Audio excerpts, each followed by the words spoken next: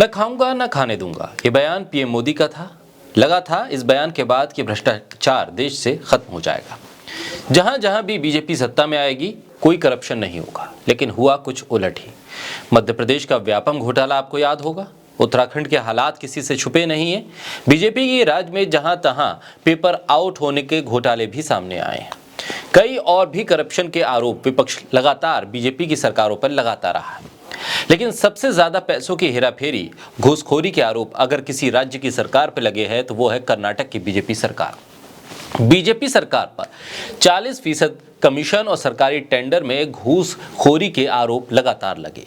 कई ठेकेदारों की तरफ से आत्महत्या करके इस बात के आरोप लगाए गए कि वो घूसखोरी नहीं दे पा रहे थे, लिहाजा उन्होंने आत्महत्या कर ली।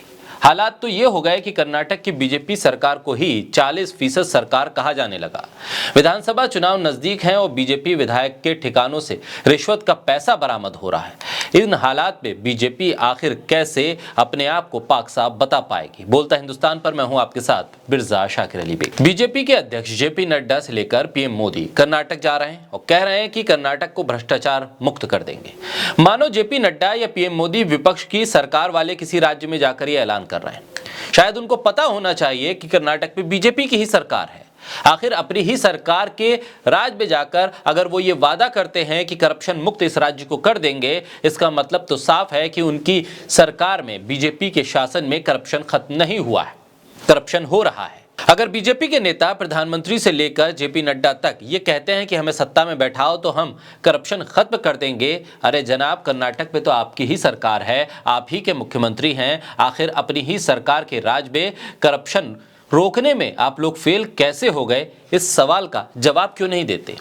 हालात तो यह है कि कर्नाटक में अब बीजेपी विधायक के बेटे के घर से 8 करोड़ रुपए कैश बरामद होता है। ऐसे में कर्नाटक में विधानसभा चुनाव की तैयारियों में लगी बीजेपी को झटके पे झटका मिल रहा है। बीजेपी के विधायक के अधिकारी बेटे को 40 लाख रुपए की रिश्वत लेते हुए लोकायुक्त अधिकारियों ने गिरफ्तार किया। इस विधायक का नाम है मदल विरुशप्पा और वो दावणगेरे जिले के चिन्नागिरी से विधायक हैं। इसके अलावा बीजेपी के ये विधायक मदल KSDL यानी कि कर्नाटक के सोप एंड डिटर्जेंट लिमिटेड के अध्यक्ष भी हैं।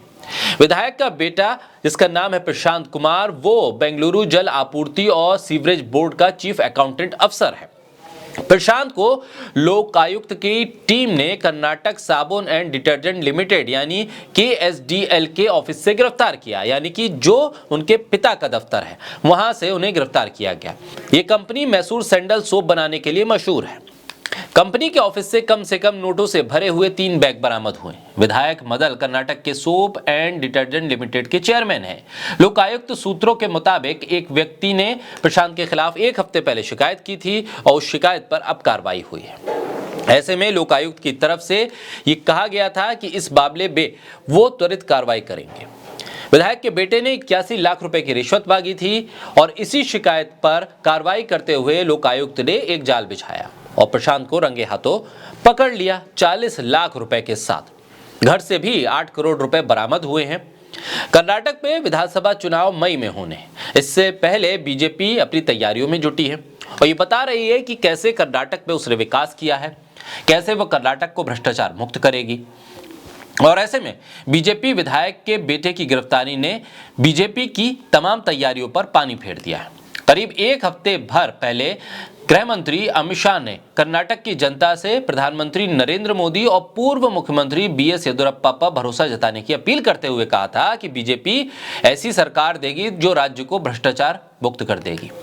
ऐसे में इन 8 करोड़ रुपए की बरामदगी के बाद सवाल यह भी है कि आखिर बीजेपी का भ्रष्टाचार मुक्त शासन होता कैसा है। ऐसे में सवाल यह भी है कि आखिर नोटबंदी के बाद बीजेपी नेता के घर से इतना कैश कैसे मिल गया, जबकि मोदी सरकार ने नोटबंदी का एक फायदा करप्शन पर लगाम भी बताया था। आखिर बीजेपी के नेता, विधायक और मंत्रियों को छूट क्यों मिली हुई है? विपक्ष के नेताओं के घर पर दिन रात ED, CBI से लेकर इनकम टैक्स की छापेमारी होती है।